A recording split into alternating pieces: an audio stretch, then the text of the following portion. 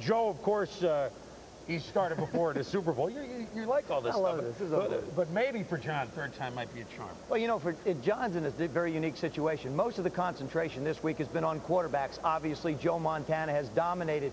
But for John Elway, not only this week, but this season, he's finding out that life in a fishbowl isn't all what it's cracked up to be.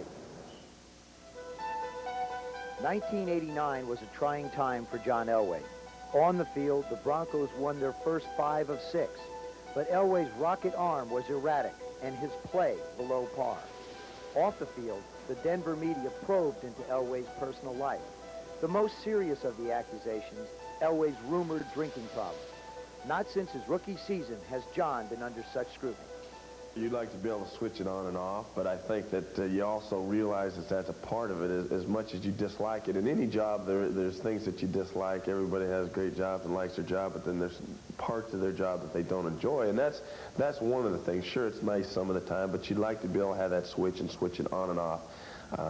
But I know that's not possible, and I think that with maturity, you realize that, and you can't adjust things that you do because you know the fact that, you know, it's going to be tough for you to go to the supermarket or tough to go to the donut shop and not have people ask you for your autograph and those type of things. But, you know, I've come to realize that, and I enjoy Denver, and I really wouldn't trade Denver for anything else I've got. I think that he's handled himself on and off the field as well as anybody that I've ever been around, and I'm proud of the way John, you know, handles our football team, but I think even proud of the way he handles himself.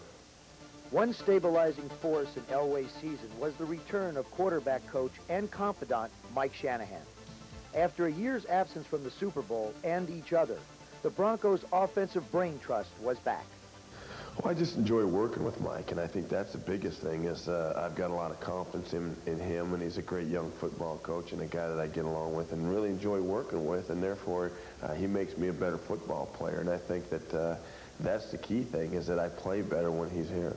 Is it like just having that friend? Is it more like having that friend there who can relate to you as opposed to having to go to Dan, who's the coach? Yeah, it really is, and I think that's the key thing. I think that's the biggest difference is Mike and I are great friends, and he's a real confidant for me and a guy that sees things the way I see them, and you know, and I think that's why that I enjoy working for him. You develop respect for somebody over years of being with that person, both on and off the football field.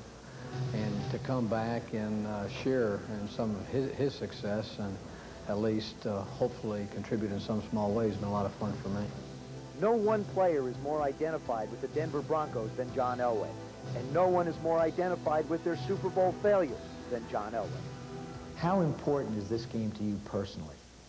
Well, I think it's important because I've been here twice and we've lost, and I think for me to do and accomplish what I want to accomplish in my career, that includes a victory in the Super Bowl. And I think that throughout your career, you never know how many chances you're going to get to be world champ. I've had 2, and this is my 3rd, and feel very lucky to have a 3rd shot at it. So I just want to be able to take advantage of it, and I want to be able to say someday back when I get old and decrepit, I want to be able to say at one point chance I was a world champ.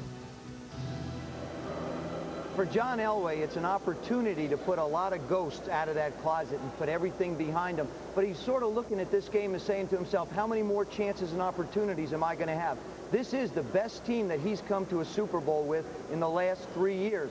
The question is it good enough? Well, Joe, you mentioned the fact that this is the best team they've had in all those Super Bowl appearances. When you talk to the Broncos, yes, improved defense, improved lines on both sides of the football. As Pat Bowlen said, nothing good will happen for the Broncos today unless number 7 plays well. Boy, Pat has a grasp of things, Doesn't doesn't he? Sorry, Pat.